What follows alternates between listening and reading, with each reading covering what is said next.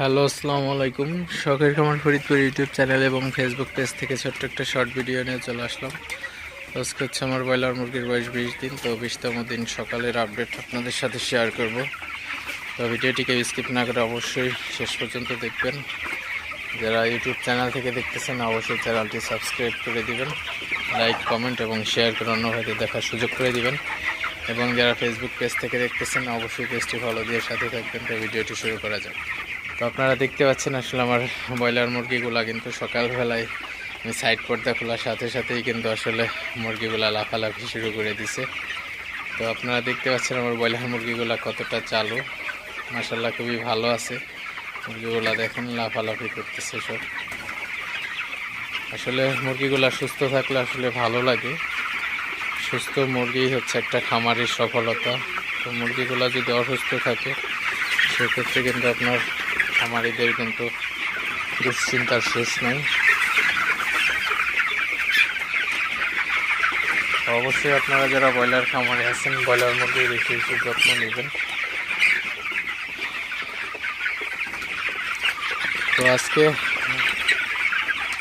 Just আপনাদের সাথে একটু শেয়ার করতেছি যে ব্রয়লার মুরগির সকালবেলায় আসলে মুরগিগুলা কেমন করে।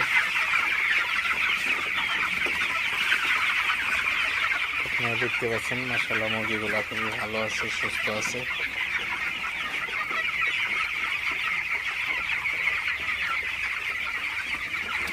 তো আমি হচ্ছে প্রতিদিন সকালবেলায় উঠে মুরগির ঘরের যখন রোদ উঠে অর্থাৎ 9:30 10টা, আজকে হচ্ছে 10টার দিকে, পরে 10টার দিকে হচ্ছে আমি মুরগির ঘরে সাইড পর্দা উঠাইছি, কারণ প্রচুর ঠান্ডা ছিল, বাতাস ছিল।